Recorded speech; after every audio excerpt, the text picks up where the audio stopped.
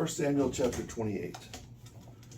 Now, in those days, the Philistines gathered their armies together to battle with Israel. And Achish said to David, "Know for sure, you shall enter into battle with me, you and your men." And David said to Achish, "Thus you know what your servant will do." And Achish said to David, "Therefore I will make you one of my chief guardians forever." Now it happened that Samuel had died, and all Israel lamented for him and buried him in Ramah, his own city. And Saul expelled those with divining spirits and the wizards out of the land. Then the Philistines came together and encamped at Shunem. So Saul collected all the men of Israel together and encamped at Gilboa. When Saul saw the army of the Philistines, he was afraid, and his heart was near panic.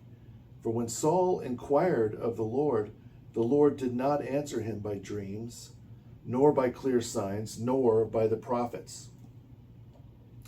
Then Saul said to his servants, "Seek for me a woman with a divining spirit. I will go to her and inquire of her." And his servant said to him, "In fact, there is a woman who is a medium at Endor." So Saul disguised himself and put on other clothing. He then went out, taking 2 men with him, and by night they came to the woman.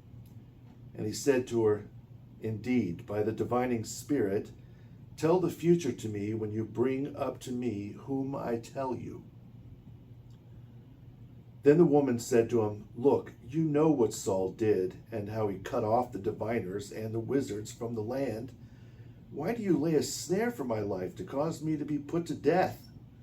And Saul swore to her, saying, "As the Lord lives, no injustice shall come upon you for this action." Then the woman said, "Whom shall I bring up for you?" And he said, "Bring up Samuel for me." When the woman saw Samuel, she cried out with a loud voice. And the woman spoke to Saul, saying, "Why did you deceive me? You are Saul." But the king said to her, "Do not be afraid. What did you see?" And the woman said to him, "I saw gods ascending out of the earth." So he said to her, "What did you perceive?"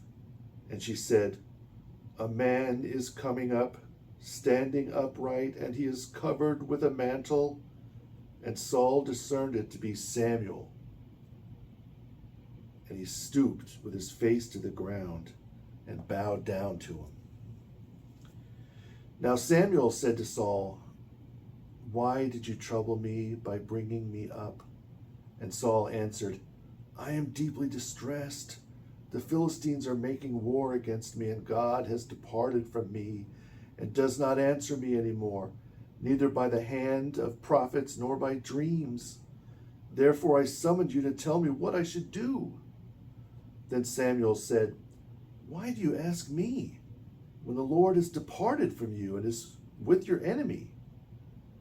And as the Lord spoke to you by my hand, he has done. For the Lord will rend the kingdom out of your hand and will give it to your neighbor, David. For you did not heed the voice of the Lord, nor execute his fierce wrath upon Amalek. This is why the Lord has done this to you today. And the Lord shall deliver Israel, including you, into the hand of the Philistines. Tomorrow you and your sons with you shall fall. The Lord will deliver the army of Israel into the hand of the Philistines." Saul fell prostrate on the ground, for he was very afraid because of Samuel's words. He was also weak, since he had not eaten any food all that day and night. Then the woman came to Saul and saw his weakened condition. So she said to him, "Behold, when your handmaiden heard the sound of your voice, I put my life at risk, and I obeyed the words you spoke to me. Now hear the voice of your handmaiden, and let me set a piece of bread before you. Eat, and you will have strength when you go on your way."